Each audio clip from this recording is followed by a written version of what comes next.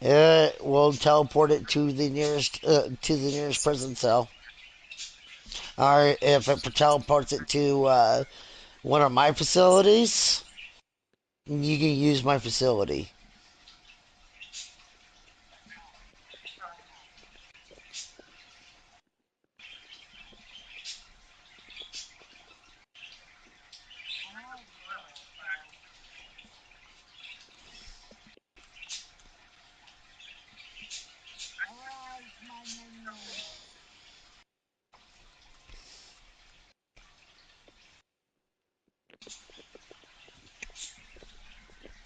Patches, you are invading my personal space.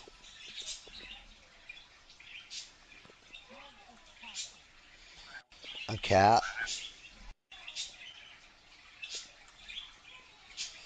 She's doing the whole making bread Well, thing. good for you, brother. Finally, you catched up, Prince. Jesus.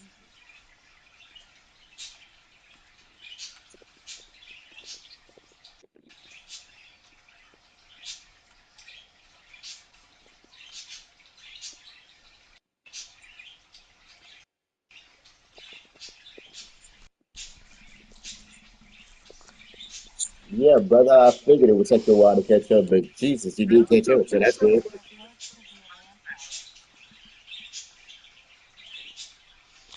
Are you fucking kidding me?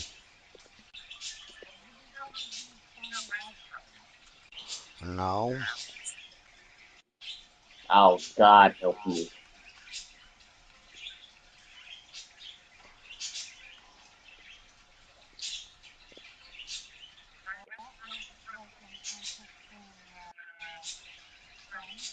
What? Rift event is starting in like less than a minute.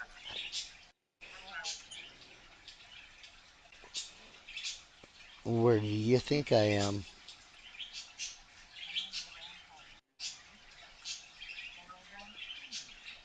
I haven't got there yet.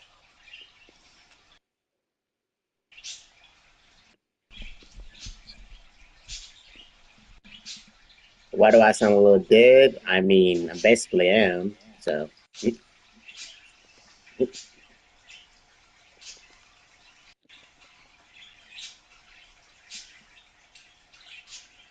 I did not mean to do that.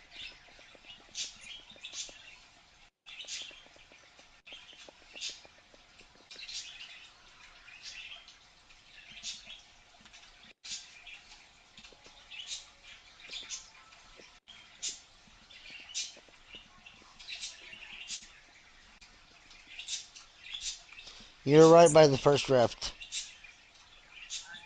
Uh-huh.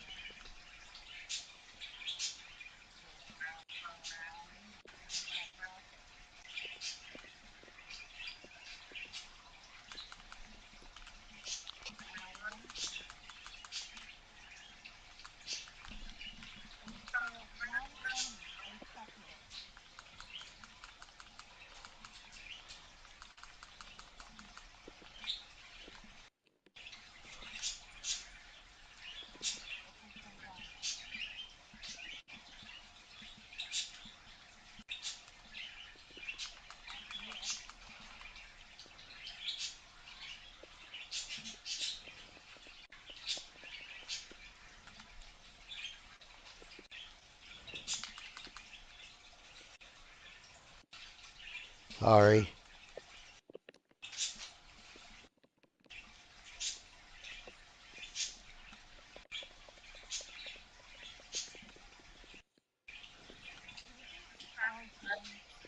No, I got attacked.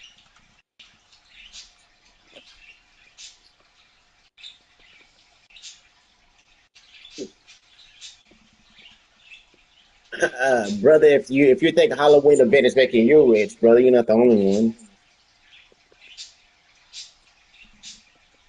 Okay, first we gotta find the central.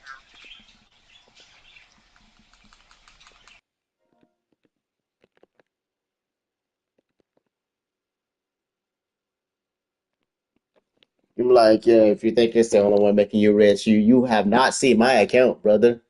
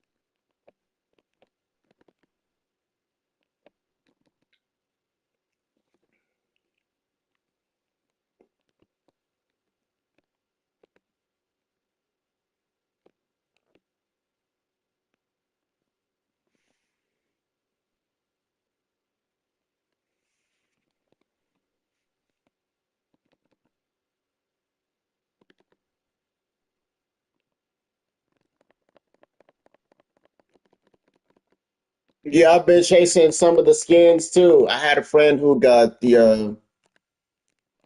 I had a friend who had the Goth Baddie skin. The funny thing,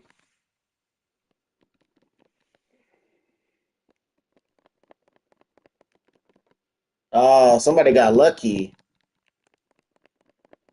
I'm like, shit. If you ever think about giving me the Goku skin, I take it.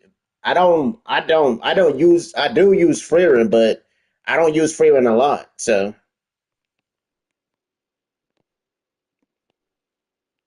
did he glitch through the game?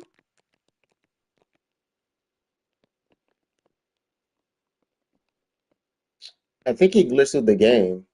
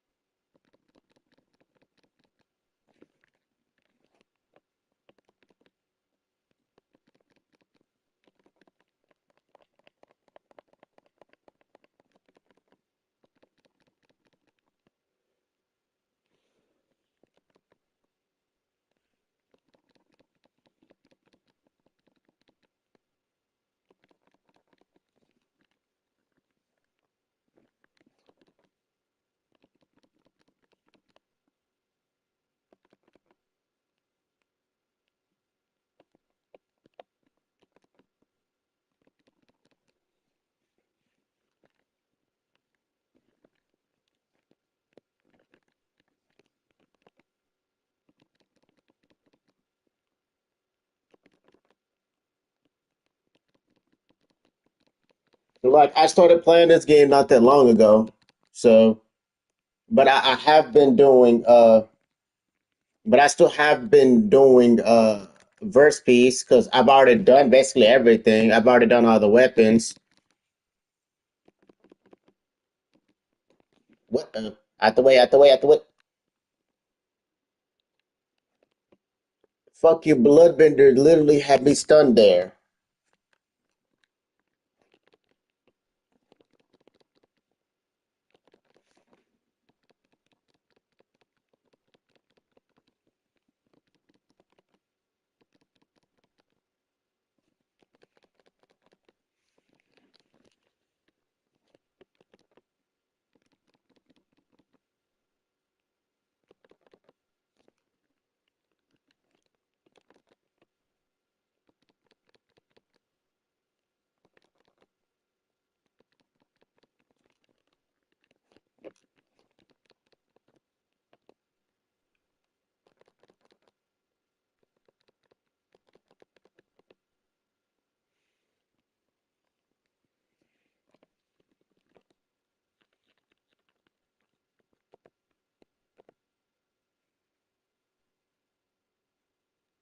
Brother, I can't blame you.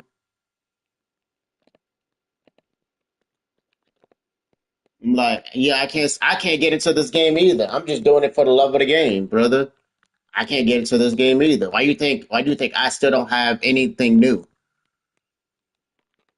Which is why you think I'm asking for help when I get on this game, because like I don't have not a damn thing in this game. I have like the default shit and that's it.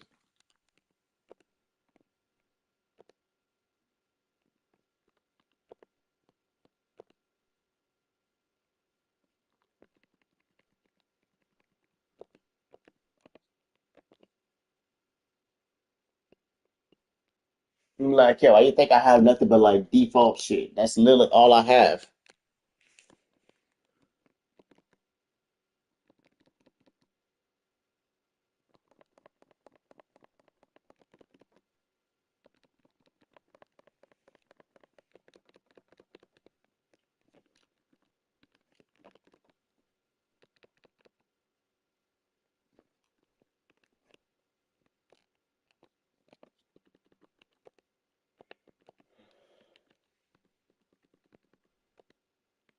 Because I've been playing Verse Piece. I got Kokushibo V2. I got Alucard V2. I got everything for this. I got damn near everything for Halloween. I just didn't get the Alucard outfit for Halloween. But that didn't matter. That doesn't matter to me, to be honest. The Alucard outfit didn't really matter to me for Halloween. So,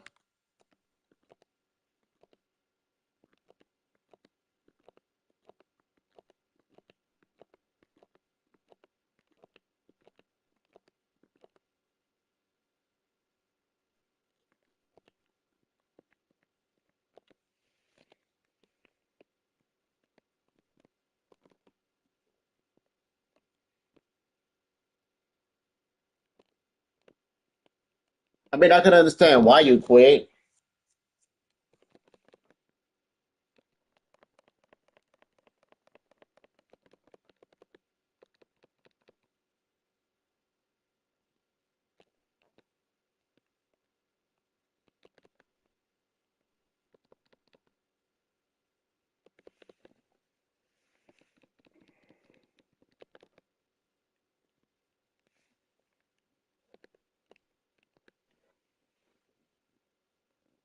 Well, that's the last one I'm gonna do. So,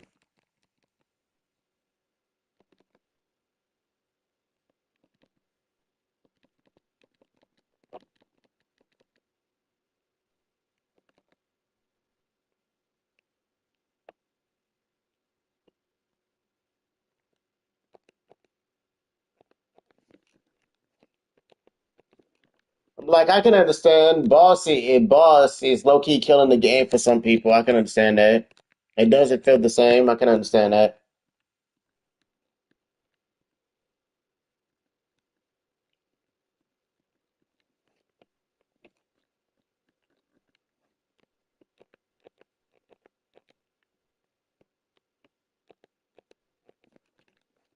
But like, I have been trying this game, and well, it's not exactly easy.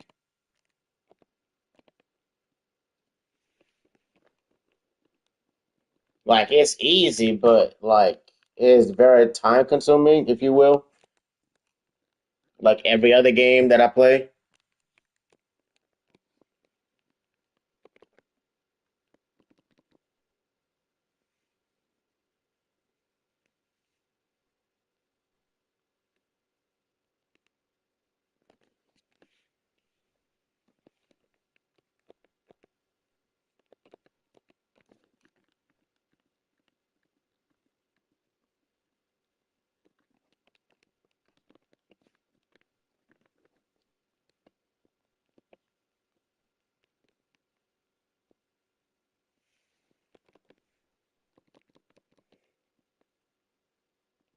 I'm like, yeah, it's like the game is time consuming, but this game don't really feel all that fun to me.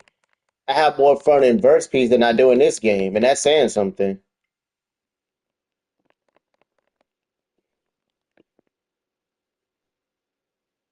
Maybe it's because I actually have stuff in there. or I actually had like friends who played it.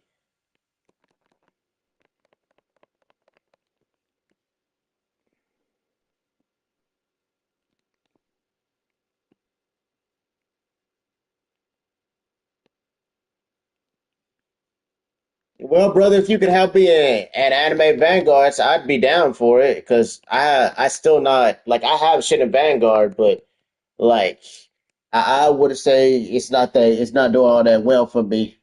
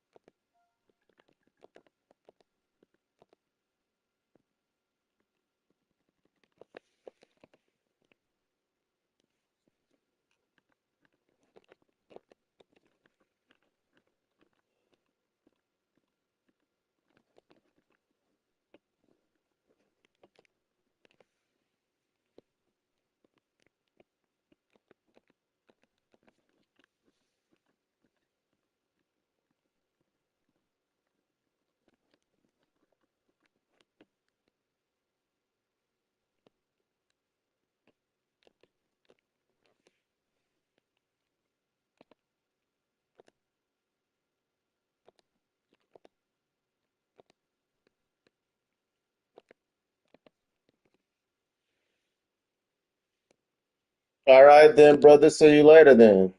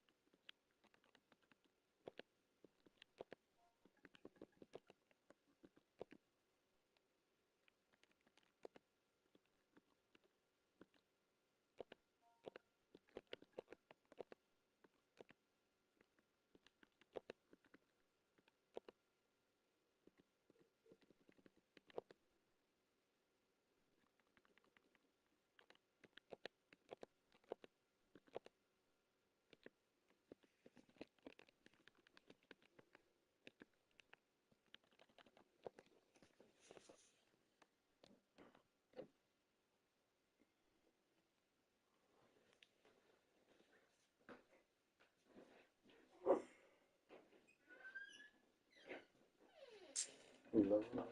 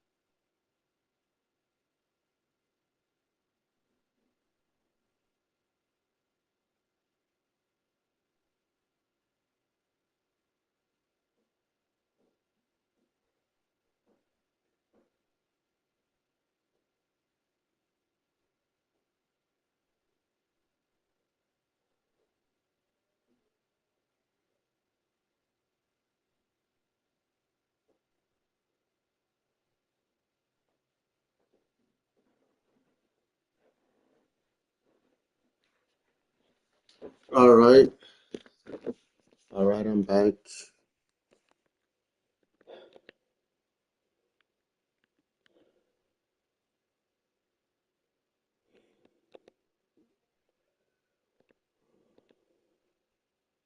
This game says that, but it sure don't feel like it.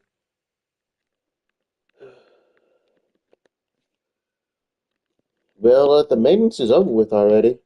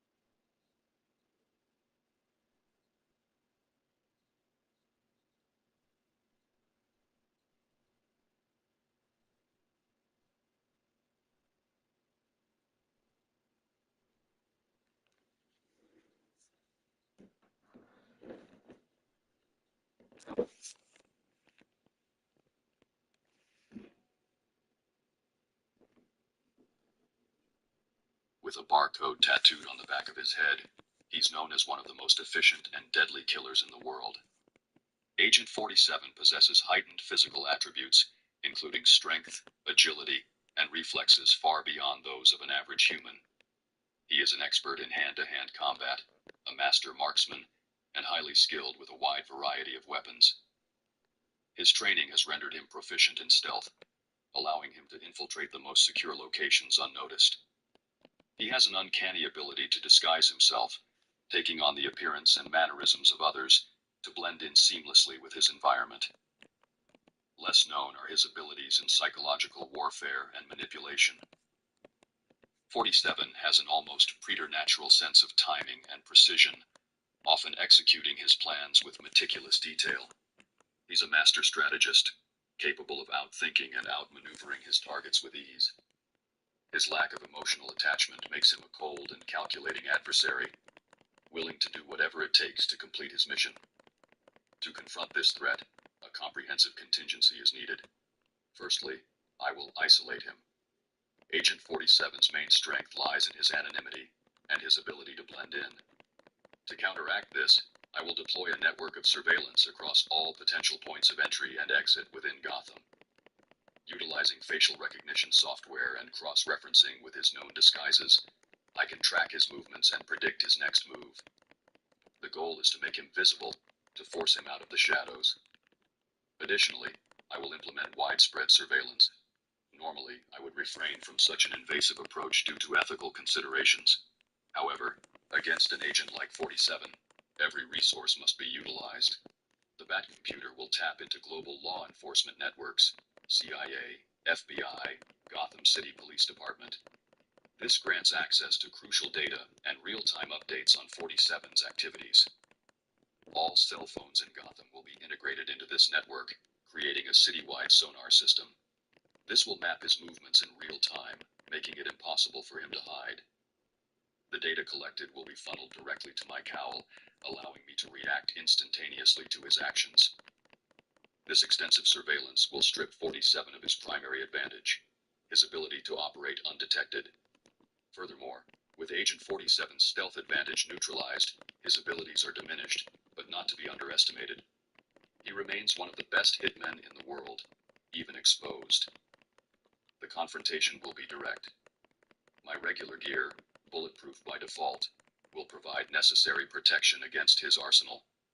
The Batmobile and Batwing will be on standby for quick deployment, ensuring mobility and tactical advantage.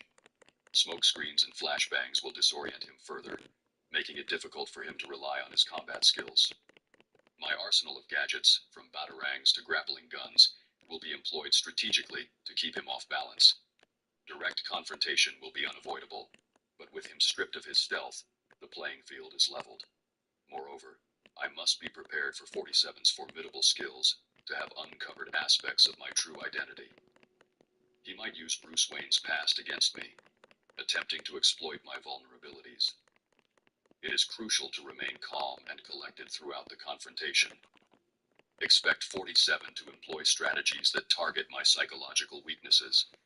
Maintain focus, and do not let emotional triggers cloud judgment.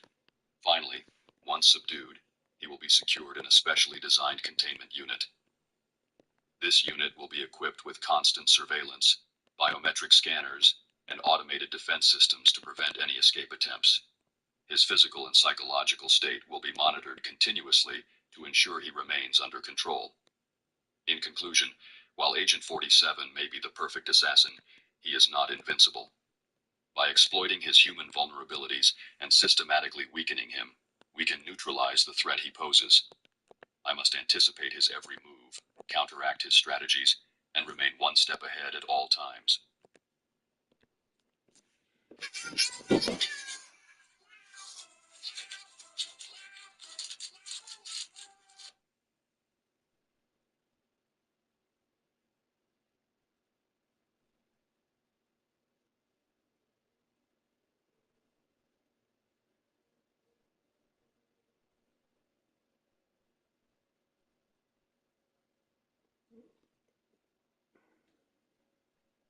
Research on anti-villains. Leaked databases, files on cultural impact studies.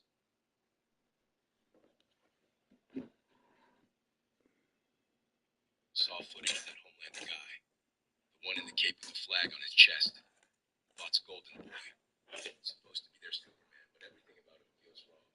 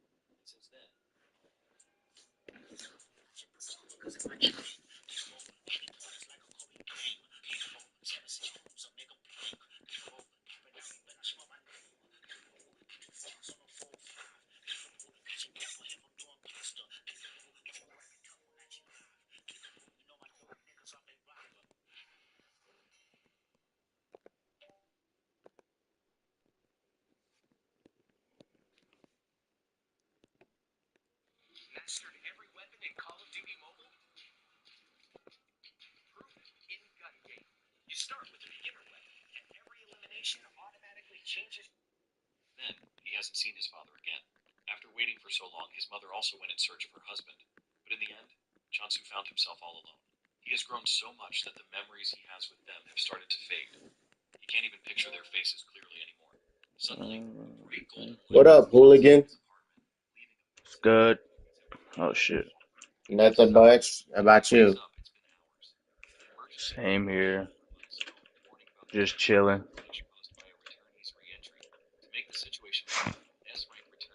It seems like you're on a private server now. Oh, I just like went into a dungeon trying to see what it is. I never did it Ah, before. From what it seems, it looks like it's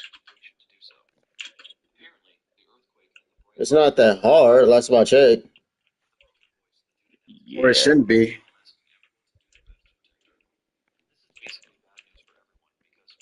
Well, fire. Well, now, but now fire has its V2 now, thanks to the update. Oh yeah. Yeah, this update changed to literally Rengoku, so you know it's the V2 now. My go. I just got Sun V2. Been enjoy it for a while. Yep. Enjoy the brokenness.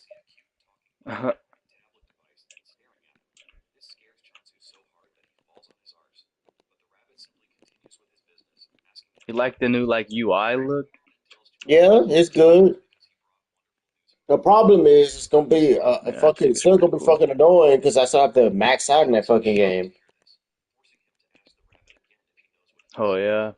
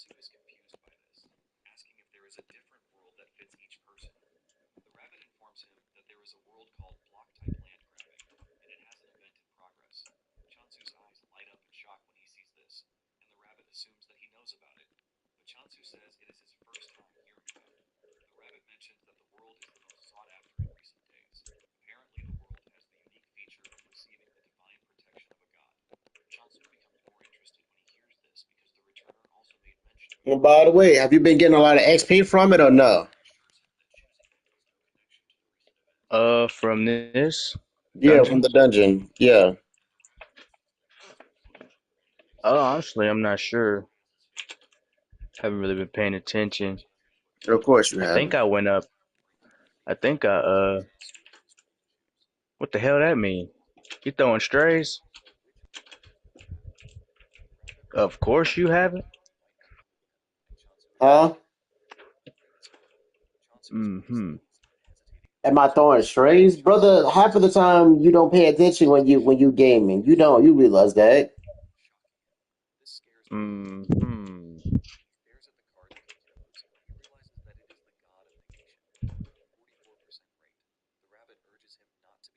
Oh, shit, I'm lagging.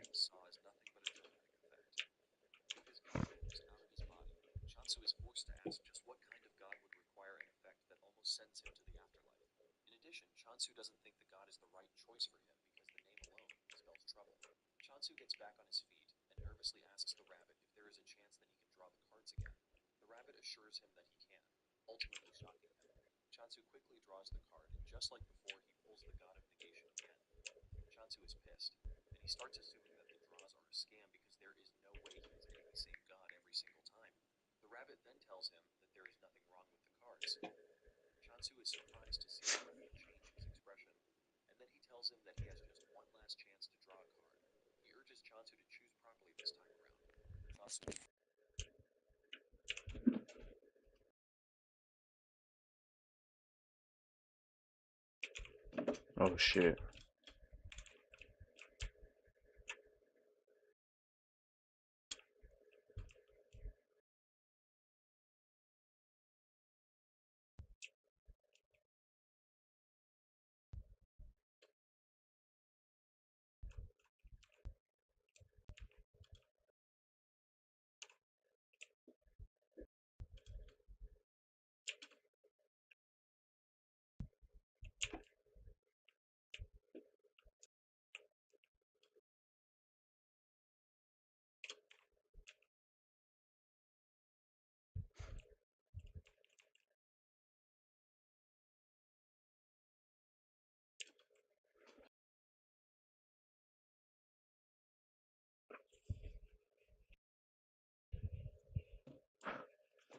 Where? Oh, there he is.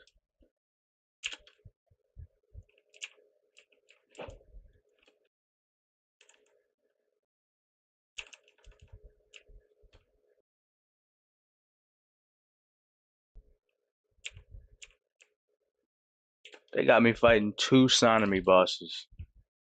Three at the same fucking time. What the hell?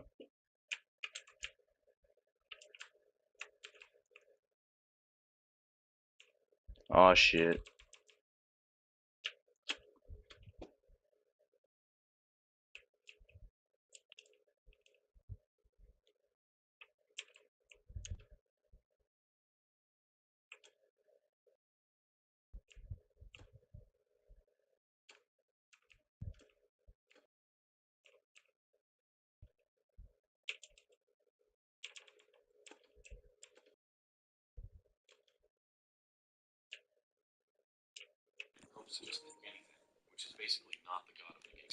I'm like, well, brother, yeah. So you can get XP from dungeons. Alright.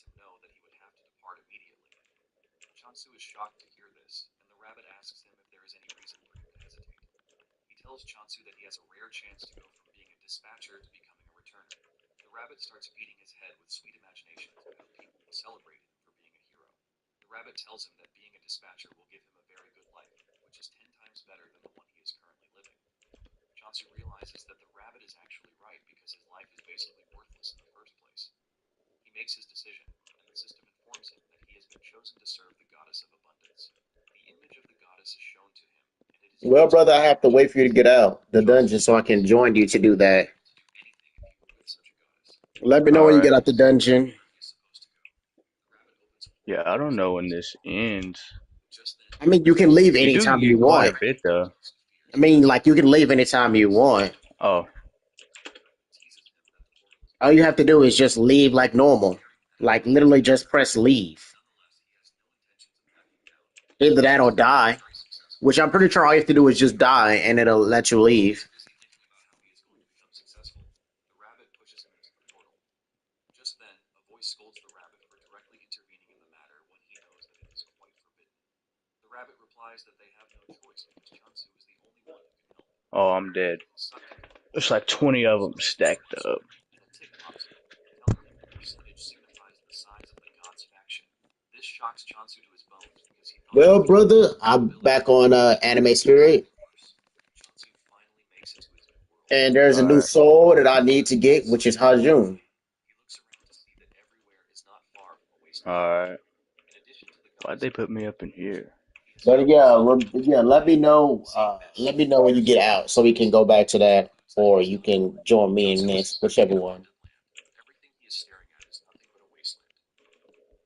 I Because got you. I do want the new soul. The new soul is the new soul. Yeah, it's the new character that just came out. You just seen it, Hajun. He's a better soul than Sans now.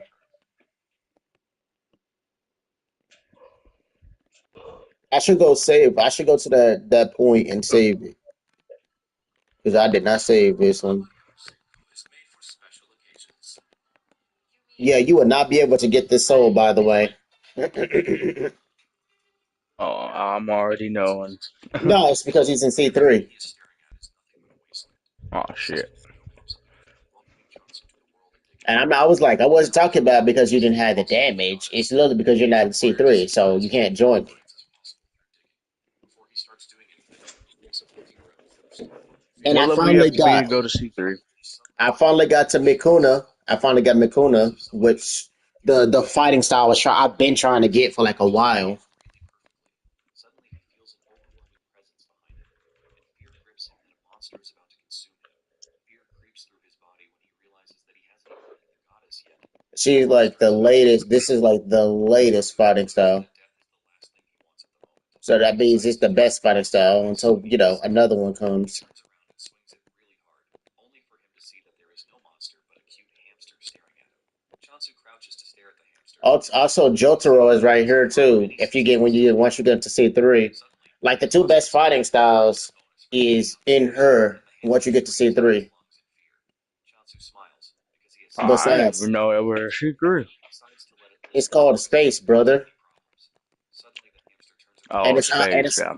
it's space, and it's always like on the last island. It's like at the very beginning island or on the last island. Chansu wonders where they are going until they reach a stream. But so once you get to like C2, once you get to C2, it's going to be on like the first island.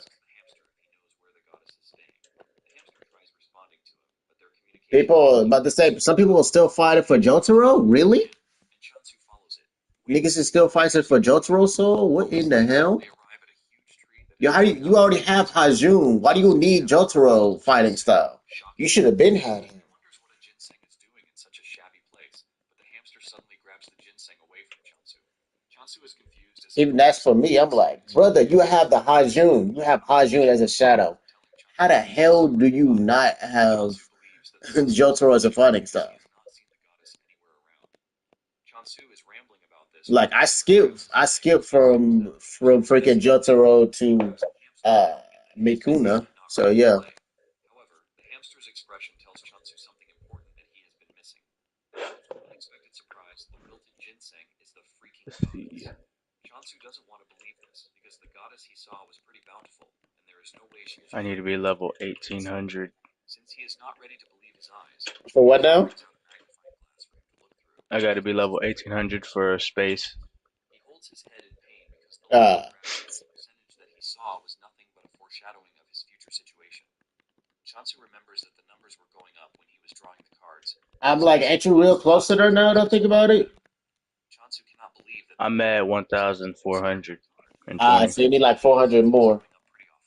Chansu wonders I don't know how to level up fast in this shit though. I just been fucking playing through the story or the Yeah, maps and you stuff. just need to be doing. You either need to be fighting bosses, which I have been doing, or just do like the story missions.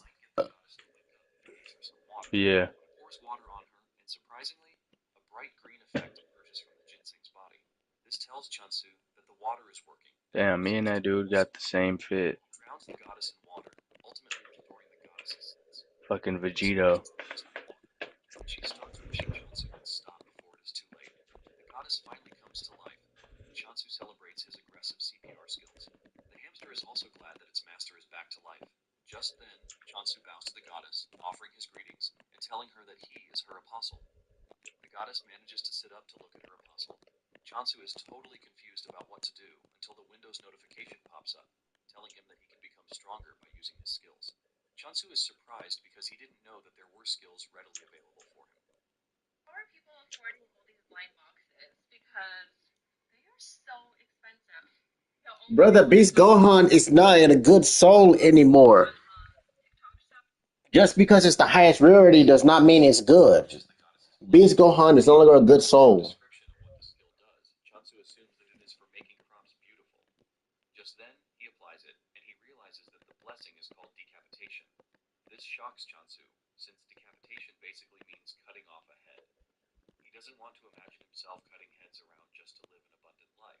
However, he concludes that there is no way the goddess of abundance would grant him such a violent skill. Chunsu turns to the goddess to ask her if he is truly meant to cut somebody's head off, and the goddess's reaction just confuses him. He then concludes that there is nothing else but to decapitate someone. Chunsu starts thinking about the several things that this might entail, and then it suddenly dawns on him that the hamster might be ripe for decapitation. The hamster is busy celebrating the revival of the goddess, not knowing that Chunsu is staring at him with the most evil eyes ever. The hamster turns around to see Chunsu fully armed and ready to turn it into 2 pieces. Just before the sickle can hit, the hamster makes a run for it. Chunsu continues his chase, and realizing that there is no way out, the hamster hides behind the goddess. Chunsu calmly tells the hamster that he is not happy with what he is about to do, but it is all for the goddess's sake. Suddenly, the hamster and the goddess start to panic, and when Chunsu turns around, he sees a terrifying creature standing behind him. Chunsu also notices that the hamster has jumped in front of the goddess, and this is when it dawns on him that the hamster wasn't a monster after all. Chunsu admits his mistake and figures out that he has to make amends for his mistake by defeating the real monster standing in front of him. However, the question of whether he can do it remains a thing. Nonetheless, Chunsu is a brute, and he charges at the monster with the sickle in hand. Thanks to the decapitation skill, he can see exactly where he needs to cut. He activates the decapitate skill, and he leaps at the monster, swinging the sickle so hard that it takes down the monster in one strike. The hamster and the goddess are left in shock when they see this. Chunsu casually returns to the goddess like he didn't just do something pretty crazy. Chunsu then bows to the hamster for mistaking him for a monster and almost sending him 6 feet underground. He asks the hamster to forgive him, and the hamster smiles before giving Chunsu a thumbs up to let him know that he is not holding grudges against him. Chunsu is happy to see this, and gives the hamster a name, Hamstol. The name sounds so good to the hamster that it starts to blush hard from it. Just then, the Windows notification pops up again, telling Chunsu that the head of the monster will automatically be transported due to the skill's effect. This is when Chunsu finally learns the name of the monster that he killed, which is the Immortal Ogre. Because he has defeated one ogre, a kill count also appears to show him that he can kill as many of them as he wants. Chunsu is surprised that the monster is known as the Immortal Ogre when there is nothing really immortal about it. The system comes up with another notification, telling Chunsu that the transported offering now belongs to the goddess. Chunsu turns to look at the goddess, and he realizes that the goddess came even fresher than before. It dawns on Chunsu that if he continues working hard at terminating monsters, it will, in turn, help the goddess return to her best form. Motivated to see the goddess's hot body, Chunsu runs off to find more monsters to kill. He soon runs into a horde of immortal ogres. He gets another tip that there are unidentified points that can only be used by the world system, which means that they cannot be traded between individuals. Chunsu is surprised because he didn't know when he acquired the points. Nonetheless, it is a good thing for him, and he figures out that getting rid of the ogres is the next thing on his list. Chunsu is glad that he can wield the decapitation skill because it makes killing the ogres easy for him. Chunsu dashes toward the ogres, activating the decapitation skill, and he cuts them down with just one swing. Another tip pops on, telling him that he can acquire points by killing monsters. Chunsu sees this as a go-ahead to Chansu has defeated 4 immortal ogres already, and he's thinking of doing about 100 just for the feel of it. After defeating the first wave of monsters, Hamstall celebrates on Chansu's shoulder, as if he were the one who defeated the monsters. Chansu then asks why the monster is called an immortal ogre, or could die too easily for something that should be eternal. Since no one can answer his question yet, he figures out that he will get the answer to his question if he continues defeating the monsters. Chansu returns to the tree to find the goddess looking even more beautiful than before. Chansu smiles because the effect is coming in faster than he even thought. He is excited to see the goddess return to her original form. The goddess then points to the huge tree, leaving Chansu confused about what he is supposed to do. It then dawns on him that the goddess is asking to be lifted into the tree. Chansu helps the goddess up, but the goddess beckons to him. The system then tells him that he can use the blessing of abundance, but every skill consumes points. Chansu touches the tree and activates the blessing of abundance. He pours all of his skill points into it, and with the help of the skill, he makes the tree bountiful again. By the time he is done, he is surprised to see that the tree is an apple tree, and there are apples hanging everywhere. He plucks one of the apples that looks really giant. Even though he has not seen an apple before, something tells him that it shouldn't be that big. Even though he is tempted to munch on the apple, he decides to offer the first harvest to the goddess. The goddess accepts the fruit, and to his shock, the goddess absorbs the apple in seconds. This leaves Chansu questioning the possibility of what he just witnessed. He realizes that the goddess is quite powerful, and figures out that getting on the goddess's bad side is not a good thing for him. Chansu leaps onto the tree to fetch a bunch of apples so that he and Hamstall can both eat. Chansu figures out that he has to be pretty strong because the goddess he serves is not one to joke around with. On game days, Samsung TVs are your gateway to glory because they go big while sweating every detail. Later, not in this house. Go big stays now. Okay, I got the scroll already. So that means I need the energy, and so that means I need the energy and soul. That's it. Joke around with. Chansu eats his apple, and he is surprised at just how delicious it is. While he is quietly enjoying his apple breakfast, the goddess, on the other hand, is wondering how Chansu is able to defeat several monsters in a single day. In addition to this, he was able to bring such a giant tree to life in just a day. A cold feeling runs through the goddess's body as she starts to wonder where such a monstrous boy like Chansu emerged from. Taking a deep dive into Abundance's backstory, she was in charge of food, and she was a force to reckon with because of the high-quality agricultural products that she offers. However, when the god of corruption started absorbing other factions, Abundance had no choice but to run away, because corruption's power was getting too massive. To survive, Abundance abandoned her trade and resorted to hunting monsters, but her forces were unfit for combat. Because of this, they could not win a single battle, and as a last resort, they modified their skill to make something else. However, this didn't guarantee Abundance's survival. Basically, the decapitating skill that Chansu thinks is for cutting off monsters' heads is actually a skill to help Abundance's subordinates bring back the heads of dead animals or monsters. Because her subordinates were bad at combat, they could only do their best. Just by staring at Chansu, the goddess is crippled with fear because he is Uh, completely different from her. did you see She wonders why Chansu chose her. that post Somewhat, the yeah, devs made in ALS? yeah. That is either going to they either going to make Simone or Reinhardt a fucking The godly. goddess is only trying to hug him and thank him for It's everything. crazy. Later on, the goddess leaves, and Chansu lays with her. That I fucking would rather have Shimon's Simone getting as a godly than my boy. I would really rather have Simone as a godly than Reinhardt. Don't get me wrong, Reinhardt would make a good godly, but I would rather have Simone. they're killing themselves, bro. Those are two good picks. I don't know why they're putting them up against each other. To be One could be honest, for I don't now, know and the why. other I could don't know be why for we're later. picking. To be honest, I don't know why we're picking. We just literally could just have one for now and then have like one right after. Like we should Yep. just have like just like it should have made it as a poll. Which godly do you want next? You could have put them two and then put it as a poll instead of making it an event. It would have made the sense to making a poll than an actual event. The order also states that there is no money involved, which means that they are My completely only free guess is that they're just trying to pull the players in to so spend they'll as play much the as they fuck out want. of it, He decides to punish her with this No, trash I don't which is think monster. it's better just for that. them. I think it's just basically they're doing something so people won't get fucking bored. and doing something so people won't get fucking bored. Yeah. That staying at the office means more work for her, and he urges her to use the trip to clear her head a bit. But Sujin argues with him, saying there is no one else to Man, why does it take so long for these bosses to spawn? nervously because she might be right with her deduction. He also urges her to get Are you talking about the world bosses? or something lucky on the trip. He waits The little boss from my quest. I gotta beat up One Punch Man, but he just takes forever to spawn. and she finds He shouldn't be actually. Meanwhile, I mean, there's probably a, I don't know, then that's weird because normally they don't take that long. Hamsel is having a field day with them. Jansu soon finds him munching on the apples, and he grabs him, telling him to stop messing around with the apples. He tells him that the apples are for trading because they will be meeting with someone later in the day. Since the delivery person will be coming a long way, Jansu figures out that acting all cool on the first day will leave a good impression on whoever the person is. According to the information he got when signing the delivery event, he found out that the world is truly divided into blocks, and the Block Territory Conquest Grand Summon event is in progress. Even though it appears as a regular land, there is a wall at the edge, and to move to another block, a movement ticket is needed. Jansu figures out that there is really nothing around him, and it would take him a whole week to reach the nearest village. Jansu is glad that the delivery only takes 2 days.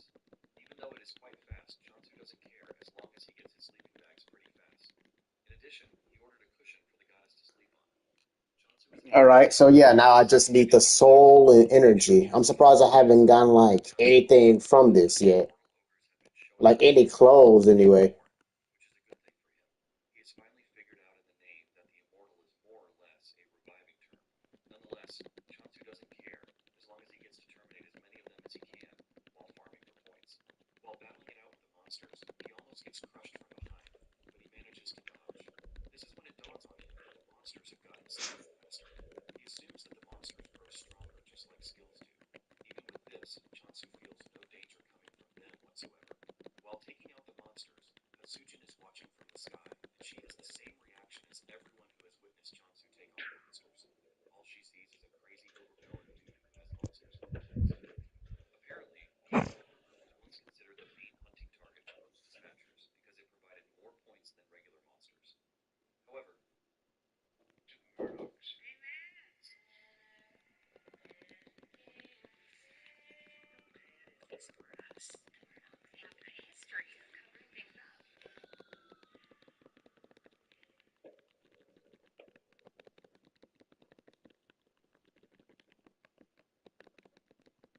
For the big, for the small, the short, and the tall. Cheesemakers, risk takers, for the optimists, pessimists, exhibitionists. Who's ready for 100 trillion super giga drill nuke? That would be hilarious.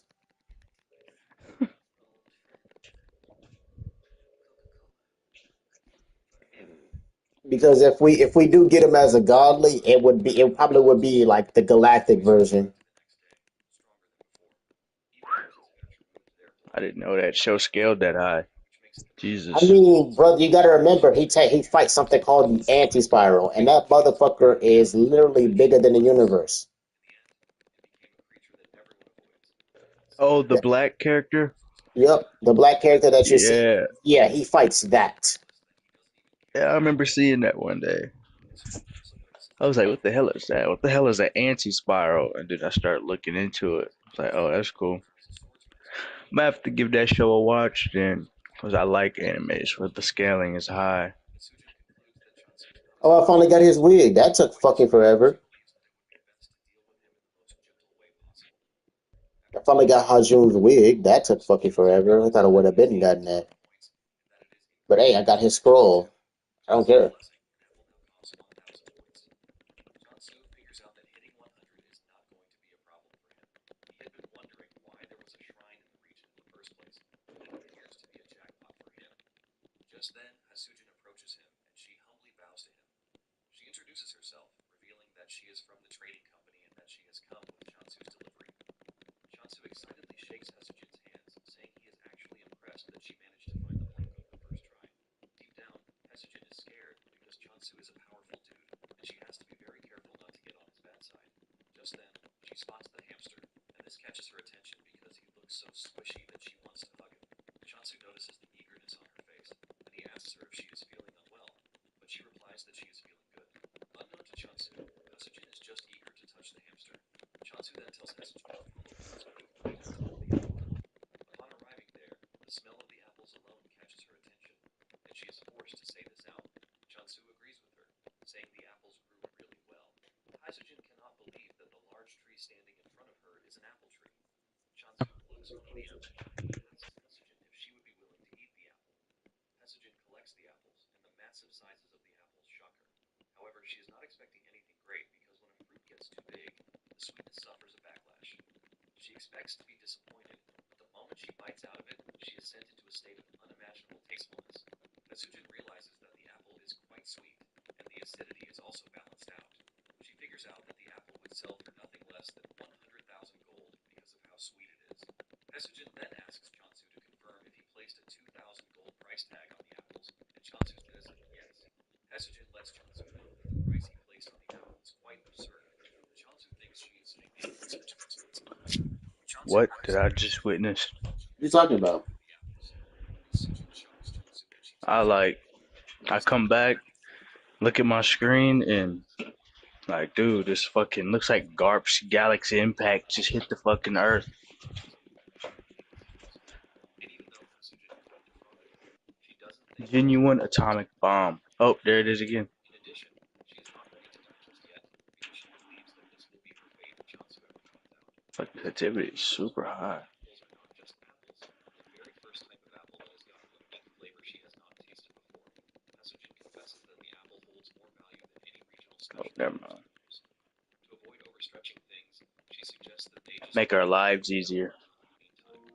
She brings out a formal contract, telling Chansu that the other balance will also be settled once he signs the contract. Chansu collects the pen, and he looks through the contract to see what it entails. Once he sees that it is something vague, Okay, I got the scroll again. however, he suggests that they adjust a particular section of the contract.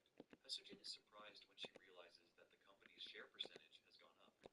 Chansu lets her know that it wasn't a mistake, but he did that because he would like to build a long-lasting relationship with Hasujin. In addition, Hasujin was honest with him about how much the apples are worth. Chansu stretches his hand forward to shake her, and this shocks her. She then thanks Chansu for accepting the contract, and she hands over the items that he ordered. Among the things he ordered are seeds, food supplies, and cooking tools. In addition, there is a familiar egg, which is a commemorative gift from the trading company. Hasujin assures him that it will help him with his farming.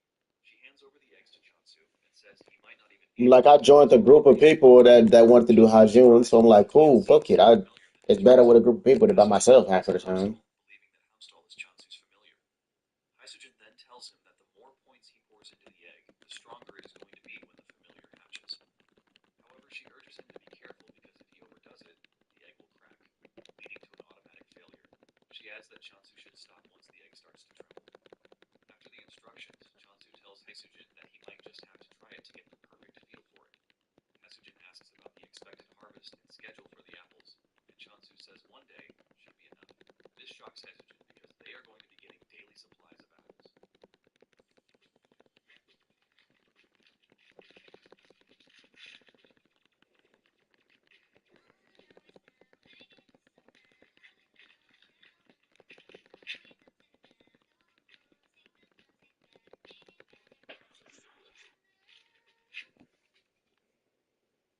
Why do I low key might have the feeling that I might get the energy or the soul I low key think I might get the energy or soul for some reason. After everything has been sorted out, they conclude the first ceremony. After Hasujin is gone, Chansu walks up to the goddess to thank her for staying hidden when Hasujin was around. Chansu looked at the several supplies that he got and couldn't believe that the sales of apples were lucrative. Nonetheless, he knows that he owes it all to the goddess. Just then, Bro has that Rimaru mask on. he realizes that he might have to hatch the eggs sooner. However, he is going to need more points if he is going to do this. To do this, he figures out that killing more monsters is the way forward. Chansu is Bro, they gotta have like a 5 minute cooldown before these like bosses can spawn again. Cause like, there's no way. Now, for some, yes, but for others, no. always challenges. Hasujin For some, yes. For others, no. tells her boss everything that she saw. Alright. She That's thinks he that's the knows reason that why she's I didn't like doing that one. but she assumes that he is a member of the combat factions. Her boss is That's surprised why I never liked doing that one. person is Chansu took down undead monsters with just a rusty sickle, and he only targeted their heads.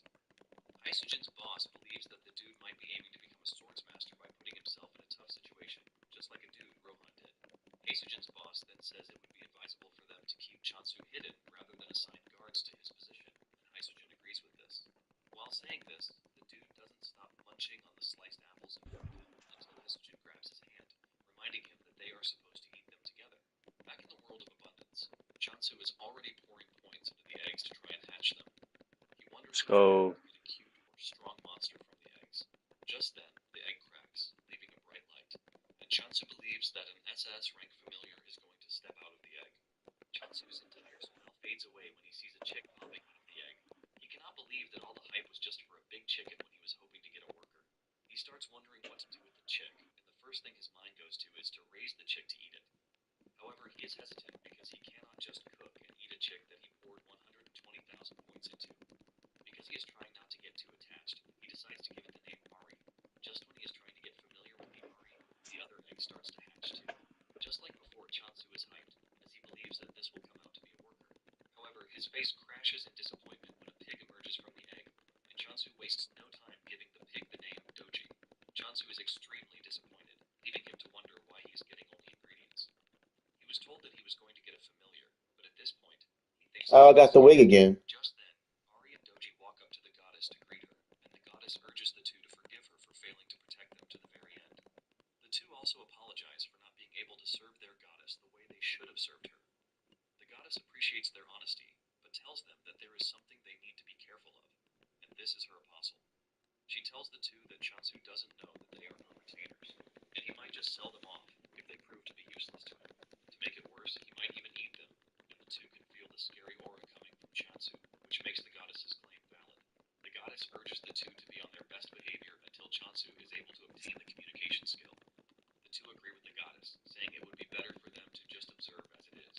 The next morning, Chansu heads out as usual, and his main targets are the undead monsters. Doji and Ari wake up early in the morning to hear commotion everywhere. The sleep disappears from their eyes when they see Chansu running about, cutting down undead monsters.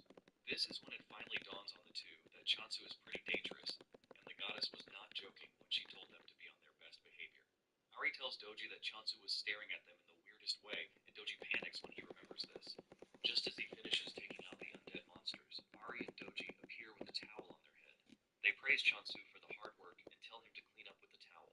The two have seen Chansu in action, and they have finally understood what the goddess told them about being useful. Chansu thanks the two for being thoughtful, and after cleaning up, he offers them an apple. Doji rushes toward the plate while Ari is trying to act like he is not a glutton. Chansu is happy to feed the two, because he once heard that grape-fed pork always tastes better. Ari tries to stop Doji from eating so he won't grow into Chansu's desired flavor. However, Ari also gets drawn in by the flavor of the apple because of the amount of points that Chansu poured into it. Nonetheless, he manages to control himself. Chansu then offers him grains, and he jumps on the grains without wasting time. To him, he is making the right decision because he is never going to grow into fried chicken like Doji. After this, Chansu moves over to farming. He has Doji dig the ground, while Ari plants the black bean seeds. Chansu then covers the ground and gives the seeds water before adding the blessing of abundance. In no time, Chansu has a farm with healthy plants covering it. Chansu holds one of the seeds in his hands, and the moment Ari spots the seed, he locks in on it. He rushes toward Chansu, but he hides the seed, telling him that the first harvest must be given to the goddess. Chansu gives the goddess the seed as usual, and she absorbs it in the most weird way, just like she always does. Chansu then tells Ari and Doji that it is time they eat because they are going to plant potatoes later. Unlike before, Ari consumes as much food as Doji. The two end up looking like inflated balloons, and Ari believes that he is done for because he couldn't hold back his hunger. On the other hand, Chansu is just happy that the two are eating well, and this serves as a motivation for him to plant more crops that they are going to enjoy. Just then, his mind crosses the apples, and he hopes that they are selling well on the market. Well, I got But Hajun as he as a explores, he shadow. notices that the apples are the only items left for sale. A lot of people have gathered, That's and good. none are ready to buy, which is expected. That means yeah, I got his wig now, and I got his waist.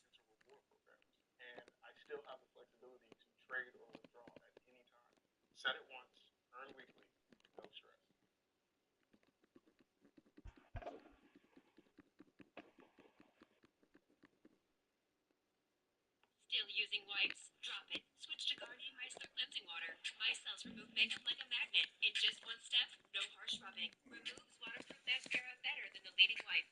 From the #1 micellar brand in America. By Garnier, naturally. He had even decorated the apple and packaged it well to make it more pleasing. But people don't think a single apple is worth 200,000 gold. He is left scratching his head in frustration because he has no idea how to convince people that the apple is actually delicious. He is pretty sure that everyone will change their minds after just a bite, but the problem is getting them to have a bite. Suddenly, he hears someone purchasing the apples. He rushes to the attendant to ask him what just happened, and the attendant reveals that all of the apples are sold out. He doesn't want to believe this, since there was still a bulk load of it some minutes ago. The attendant reveals that someone tasted one and then bought everything. The signature on the payment slip says Rohan, and this is when it dawns on the manager that the person who just patronized them and bought out the apples is none other than Rohan, the pioneer of the handicap training method. Rohan is also known as the unrivaled swordsmaster, which makes him a big deal, and the manager admits that they have struck gold. This ends up making the news big time, and everyone believes that the apples are what Rohan ate to become a swordsmaster. Heisujin's boss, Ryugu, starts getting calls from everywhere. Everyone wants a box or 100 boxes of the miracle apple. A week after Chansu arrived in the abundance world, he admits that he has been living life greatly. He has potatoes with him, and he is ready to cook. While cooking the tasty potatoes, Doji is already holding his leg to let him know that he is interested. Chansu simply reveals that he is not making the potato for him because he just finished eating his own meal. Nonetheless, he still gives him some to eat. Moments later, Hisujin shows up, and she is surprised to see that all of Chansu's familiars have hatched. To Hisujin, she is staring at a bunch of cute teddies that she can hug to feel better. Meanwhile, Hamstel and the other townspeople Fuck this quest. I'm just gonna do the one before it. Chansu then asks Yep. Hisujin why she came. Or just go fight bosses until the quest is fucking over with. She brings out sales receipts to tell Chansu that all the apples sold out, and they all sold out for the tagged amount too. Went off in just 2 days. Hasujin tells him that the most unbelievable part of everything is that everyone now wants a taste of the apple. Chansu is blown away because he never saw apple as something that would bring him so much money. He remembers that apples were usually sold for less than 1 profits. Chansu realizes that he is going to make at least 60,000 gold per apple. With a simple calculation, he realizes that he would have gained 3 million in one day if he managed to sell 50 apples. Chansu's mind blows out of the roof when he realizes that an annual profit of 1 billion is coming his way. Chansu is glad that he is on the right trajectory, and he believes that with this, he might be able to find a clue about his parents. Chansu tells Hasujin that he is not a food killer, but he asks her how long she thinks the hype over the Emperor apples will last. Chansu knows that the apples are currently popular, but he also knows that there is no way they will continue selling for that huge amount in the future. Hasujin then assures Chansu that she understands his concern, but lets him know that 100 apples a day to a target audience of 1 million means they will still be in business for 27 years. Chansu is shocked to hear this, and he assumes that it is an overestimation. Hasujin then tells Chansu that he has nothing to worry about. Hasujin then asks him if he has thought about increasing his apple production. Chasun smiles nervously, saying he has grown other crops too, and it will be nice if she tastes them. He assures her that they are as tasty as the apples. Hasujin's eyes light up like a goblin when she hears this. Chansu then tells her to sit tight while he serves her potatoes first. Hasujin takes a bite out of the potatoes and she melts in sheer joy at how sweet they are. She starts imagining all the good things that will come out of the potato if managed right. Just then, Chansu shows up with pancakes and fries. Hasujin shed tears as she consumed the food in front of her. She mentions that the potato fries can be considered a main dish instead of a side dish. Chansu then finishes the combo with roasted sweet potatoes. The moment he serves this, Doji and Fuga. Ari go crazy, demanding that he give them too. Chansu then suggests that they all eat together.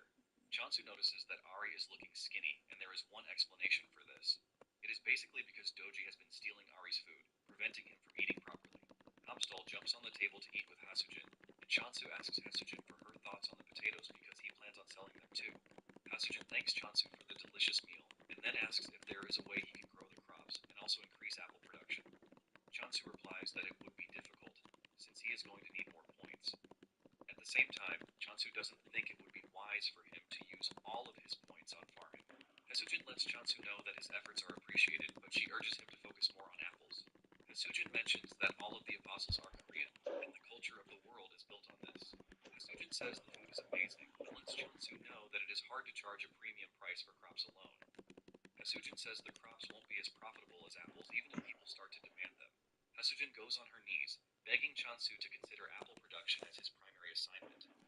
Realizing that there is no changing her mind, Chansu asks her if 100 apples a day will be enough, and her eyes light up when she hears this. She thanks Chansu for reconsidering and putting her suggestion into the books. The next day, Chansu steps out to hunt monsters as usual. Doji asks Ari if it is important that they follow Chansu every time he steps out, and Ari screams at Doji, telling him that they are the only ones who can keep watch, because Hamstill is basically useless. Unknown to them, Chansu is actually wondering why the two keep following him everywhere, and he assumes that they are combat-type familiars. Chansu doesn't think there is any way actual familiars will be pretty useless to the point that the only thing they can offer is to eat. His conviction soon goes down the drain when he sees the two getting chased down by an undead monster. Chansu blames himself for thinking the two are worth the hype he was giving them in the first place. Just then, Day 1 in Diablo Immortal. I selected the Demon Hunter, picked up a rustic crossbow, and cleared my first dungeon. Day 30 on Diablo Immortal. I've taken down 10 epic bosses, upgraded to legendary gear, and joined the warband. Day 90 in Diablo Immortal. I reached Paragon level 170, unlocking new skills and pushing Whip my another destroyer Hajun skill high. soldier. Day 200 in Diablo Immortal. I've climbed the ranks of the shadows with a cycle of stripes, battling alongside even stronger allies. Download Diablo Immortal and start your epic journey today.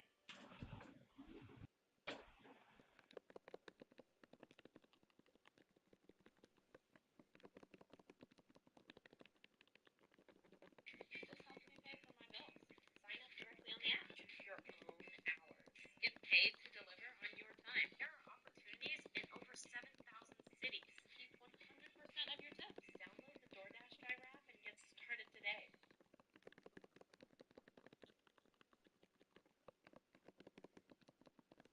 then, Doji trips, giving the undead monster the chance to close down on him. Because to be honest, all you need is. Too much for him. Wait, which one are you doing right now? By screaming, but even this Are you is this like Cosmic Saitama or no? be useless because the range is short. Yeah, it's the cosmic one. Because all you need is the energy to get the fighting style, but Just then it dawns on him that and then you would need like shards and then energy again to awaken it, basically. swinging the sickle at the monsters. With just one strike, he takes out multiple targets and the window pops up, alerting him about the newly obtained range of the skill. In addition, he gets a new skill, Mass Decapitation, and this shocks Chansu, but he figures out that this would allow him to hit more monsters. Chansu goes on a rampage, cutting down several monsters, and this scares Ari and Doji.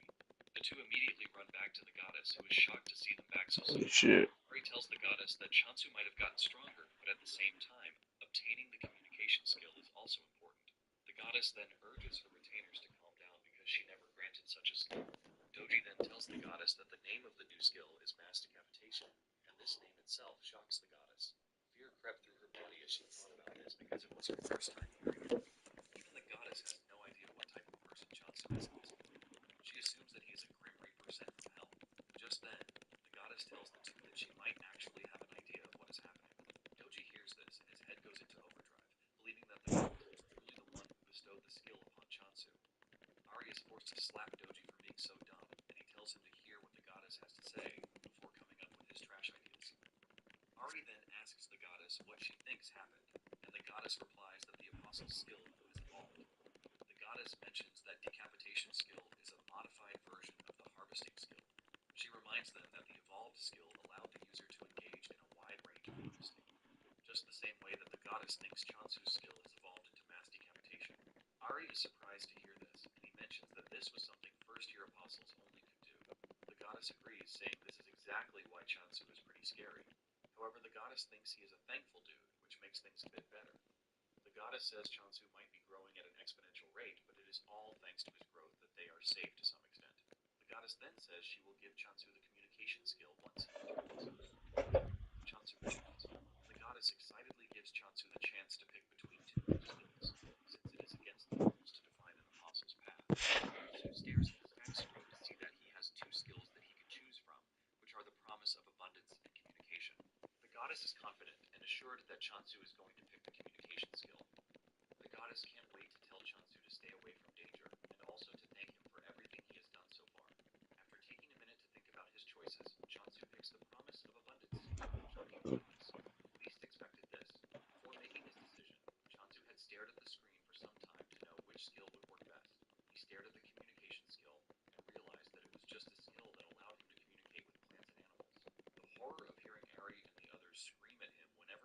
test made him realize that he is going to have a really hellish life if he picks the communication skill. Since there is a saying that ignorance is bliss, he decides that choosing the communication skill would be a wrong move. This is why he went for the promise of abundance instead. And the moment he picked the promise of abundance skill, he realized that everyone is pretty gloomy. He now has 2 skills on the board, but just like before, there is no description for the skill. Chansu then picks out an apple with the intention of giving it to the goddess as a first offering. But to his surprise, the goddess turns her back to him, and she starts to cry. On the status screen, Chansu learns that depending on how he uses his skill, the points will return accordingly. Chansu wonders why the goddess is rejecting the apple that he gave her. In an attempt to cheer everyone up, he pinches Hamstel's cheek, and this cheers the hamster up a bit. He also rubs Doji's belly to tickle him, but to his surprise, the points are not coming back. Just when he is thinking of what might be wrong, Haisujin shows up in a hurry, telling him that he has to claim the block and defend it. This shocks Chansu, forcing him to ask if someone is planning to attack them. Haisujin says there is the possibility of this because the Emperor Apple has gained much popularity. Due to this, they are forced to limit the purchase of the apple to 1 per person, and even with this, over 5,000 people have made reservations already. The numbers shock Chansu, and Haisujin adds that the people who reserved say they don't even care when the apple arrives, as long as they get it at some point. It is natural that, because of how popular the apple is, there will be raiders who will start targeting the apples and the block. To make things worse, Chansu's block is outside the authority zone, which means there is no protection against crimes. Haisujin wishes that they didn't have kind of backing because it would have completely changed the game. Chansu thinks deeply about this and realizes that the only backing he has is the goddess. Chansu figures out that if he loses, it is going to be the end for the goddess and the entire region. Haisujin tells him that the first step in curbing this is to claim the block and install a secure gate. Chansu agrees to this, and he says capturing the surrounding blocks to set up a disguised base will put them closer to Haisujin. Haisujin sees this as a really great idea because once they occupy the block and build a door, they won't have to deal with movement restrictions. Chansu then asks why the reservations increased out of nowhere, because it definitely isn't normal. Haisujin tells him that the whole block is going crazy because of the effects of the Emperor Apple. Chansu is confused about the said effects, and Haisujin mentions that there have been claims that the apple is a cure for all. This shocks Chansu. Even Haisujin believes everything, but Chansu doesn't think much about it because it is just an apple. Meanwhile, an annoying journalist is following Rohan as he enters the hospital, and he has his camera ready. Rohan visits his friend Yunsu, who is a grand alchemist. Rohan tells Yunsu that he brought a get-well gift for him, and the gift is nothing but a box of Emperor apples. Yunsu is surprised that Rohan brought the apples for him, because he has heard the rumors too. Yunsu takes a bite from it and explodes in pleasure, saying the nutrition and flavor are maxed out. Yunsu expresses his shock and starts asking questions about the apple, but Rohan reminds him that he is not a cuisine expert. While Yunsu is slowly eating the apples, Rohan, who brought them as a gift, is munching on them like crazy. Yunsu stares at the apple and says there is no way to get this level of perfection out of an apple, even if fertilizer is used. Yunsu screams out in horror when he realizes that his friend is eating the apple alongside him, and Rohan urges him to eat fast instead. Yunsu proudly tells Rohan that he doesn't care because he can easily call the Sunhwan department store and just order his own box of apples. Yunsu's hope is ultimately shattered when he learns that he might be an important person, but this doesn't mean much because the store is already overloaded with reservations. Yunsu tries to get them to sell to him by offering triple the price, but even this doesn't work. While the two are having fun, the reporter is busy taking pictures of them. In no time, an article is released stating that it was the Emperor Apple that helped Yunsu get out of the hospital. Ryu bursts out in anger when he sees this because they are already battling countless rumors, and the article is basically adding fuel to the fire. Ryu cannot believe that everyone thinks the apple is a miracle cure. Back in abundance, Chansu tells the goddess that he needs to step out for a bit to take over the surrounding blocks.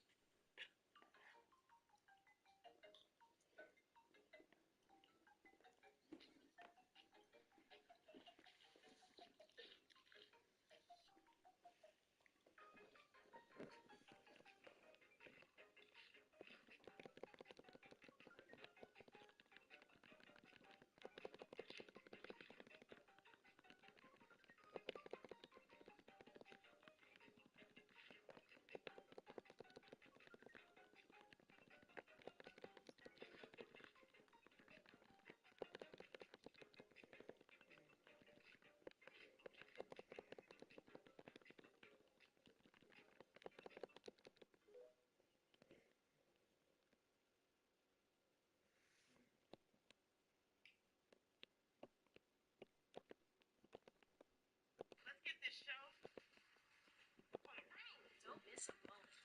ABC's biggest comedies and dramas. Family. Because now you can watch it all right here with Hulu on Disney Plus. Is this what the inside of your head looks like? Oh, buddy, not even close. Keep up with next day episodes This is what I did for her. or binge entire seasons. Friend everybody. Love this job. I can't imagine my life without you. Great catching up. All your favorite shows With a flippin' baby. right here with Hulu on Disney Plus.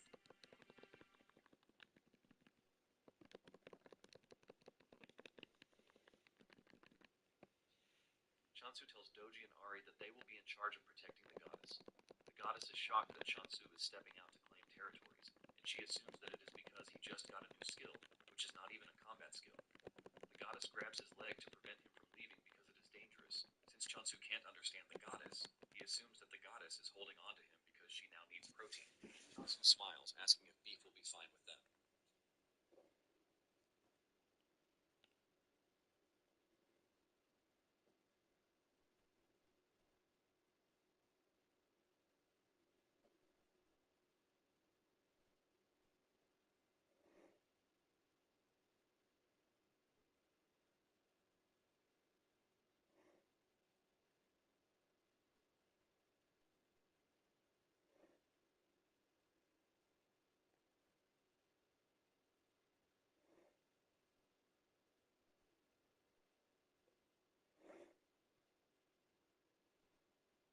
When I tell people that Chopper has a mythical zone, they say I'm crazy.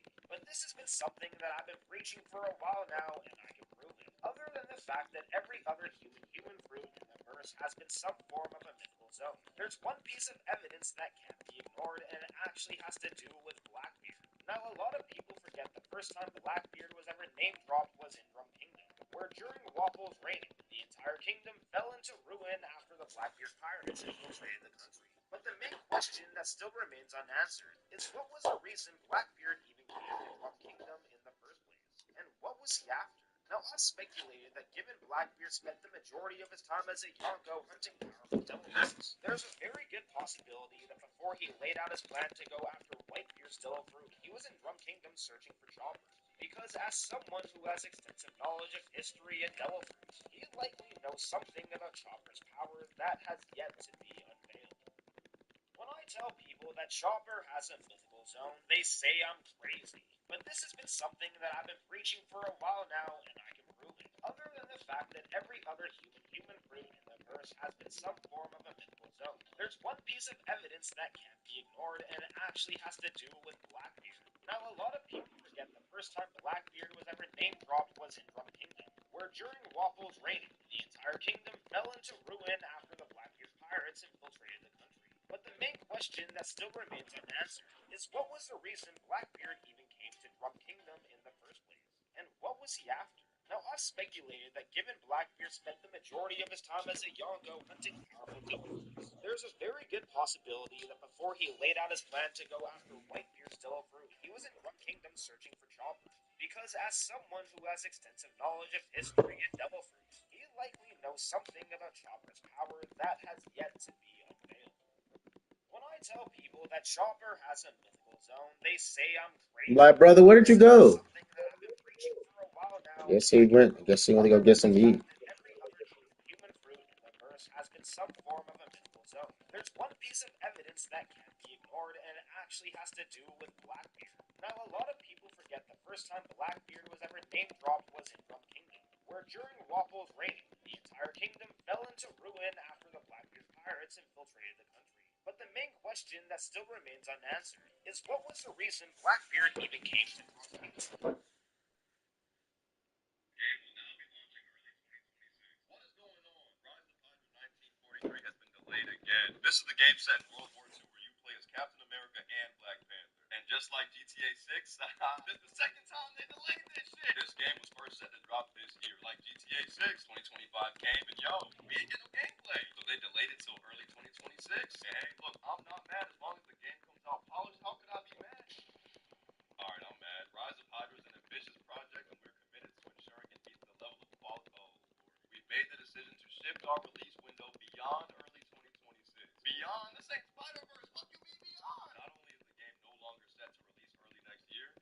at all. They no longer have a release window, bro. I'm not gonna lie. Can I be frank with y'all for 1 second? We are not about to see this shit. 4 years after being announced, this game has 2 delays, no release date, and no gameplay.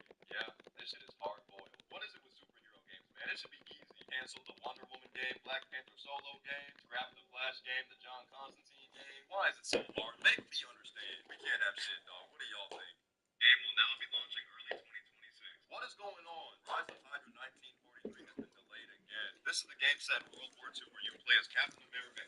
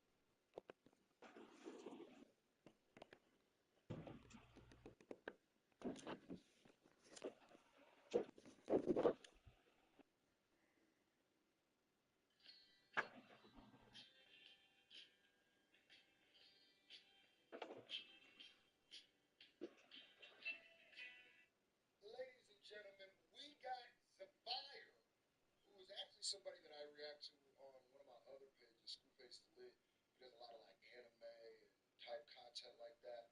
But he's got a video about the pop out that I never saw. So Here we go again. I haven't done a Call Little short vid in a long time, but now we here. And some of y'all gonna be like, "Seth, this man, like, this happened a week ago." But guess what, bro? it don't matter. I was at the pop out. I'm doing this right now. Better late than never. I'm African. I gotta be fashionably late, and I know. Salute to Zephyr. Shout out to the motherland. Free Sudan to the Congo. I'm African. I gotta be fashionably late, and I know a lot of y'all seen that last video because, like we said in the last video, I thought that conflict was finished. It was over. He already sent Drake to straight night, but he was like, "Nah, that's not enough." And he really brought Drake back to life just to drop him again. He will not let that Toronto nigga get sleep. And before we get into that Soup Leomi that we for some reason call a concert, there's some things that happened between between this video and the last video that I gotta address. First off, we gotta talk about the one and only, man. J. Cole. Despite the fact that he's the first person in history to get hit with post-traumatic smoke disorder, I actually messed with Brody heavy. But last video, I gave him too much credit. I should have known a light-skinned nigga with charging dreads couldn't have made a play this complex. Oh my God. Because I really thought after these two would knock each other out, he was gonna pull up with the hardest tape of all time. But just like I chose Bing, he showed up on the other side of the spectrum, and he gave us this.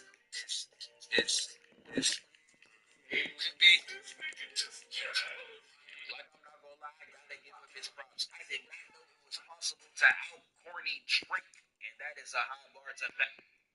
Bruh, that Grippy, man, that was a bad choice, man. It's Grippy. Bro, I swear we were in a comedy in 2020. We were in a comedy, a hip hop comedy. All right. I'm like, I yo, feel more alive.